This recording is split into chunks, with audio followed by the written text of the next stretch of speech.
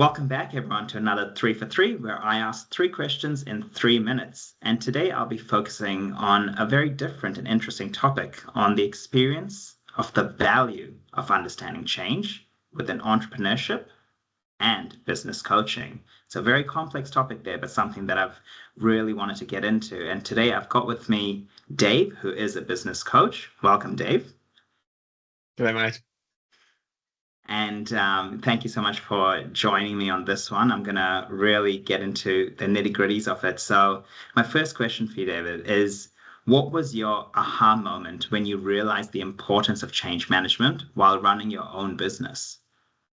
hmm So for me, the light bulb came on when I started realizing within my business team that people experience change differently. I've always been someone that loves change and am motivated and run towards change. But during my time running my business, I started realizing that some of my staff had a very different relationship with change. And I could see that, like within teams and within people, some people have more of an entrepreneurial energy, some people have more of a leadership energy, and some people have a more like management energy, and that you had to tailor how you went about change and communicated change and implemented change based on people's natural kind of behavioral tendency within those three different archetypes. So once I started realizing that people experience change differently, they weren't all just like me, loving change all the time. That was certainly a big breakthrough for me. Oh, that's very good. Thanks for that. And how did you use concepts around, change management to support your career transition away from, owning your own business to helping others run theirs?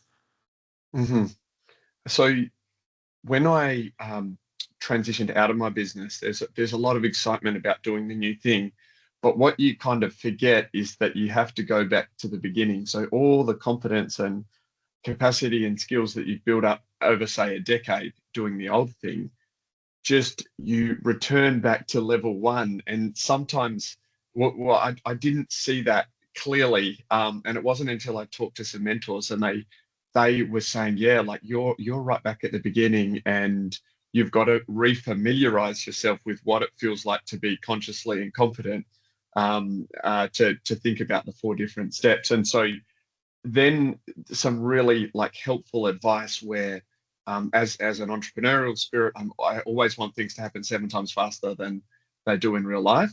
And so just that constant cry to slow down, to speed up, and think and statements like patience, a lack of patience changes the outcome. So for me, it was all just about actually enjoying that process, of going back into the beginner's mind, and realizing that on my first major business endeavor, it had taken a long time to level up that skills and capability. And so just to be kind to myself and to be patient. And sure enough, that's helped, and then seeing like little bits of traction come from there. Yeah.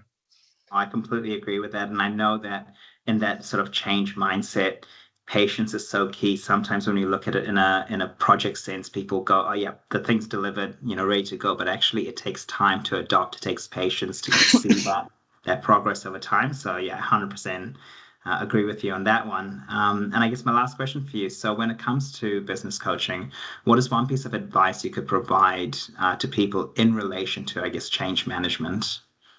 hmm So I think the most notable example that comes up, and it comes up often within business teams and when working with entrepreneurs, particularly in that mid-tier space, which I specialize, is that smart, capable, creative, entrepreneurial people will continually get a new idea and go straight to implementation. And as a strategic business coach, my one of my roles is to actually introduce some separation. And so the stepping stones between idea, new concept level, and implementing something in your organization is actually what we call strategy. And it's not about not doing the idea or changing it or doing it differently, but it's actually being able to show our working out, if you think about like from a maths problem point of view. Because when we're forced to write something down, it forces us to research about topics that we're not familiar with, to actually, okay, we've got to write a strategy paper on this before we implement it. It forces us to confront all of our blind spots. Pardon me. And also it means that we can communicate it. So then when we do implement a new idea within a business or organization, we can actually start to delegate and empower others. And so I was notoriously bad at just going, new idea, righto guys, let's implement it. And everyone would have to then get on board. So now going back in as a coach, I like to help business owners with that middle bit, which is the strategy piece. I really love doing that, and just seeing how the quality of the outcomes and the execution, just is way better if we do it that way. Awesome. Thank you for that, David. And for everyone that's listening, please feel free to post a question below. You can feel free to comment. Feel free to connect with us if you're new here as well. I'm sure David and myself will be happy to connect. Once again, thank you, everyone. Thanks, David. Thanks, Theo. Pleasure, mate.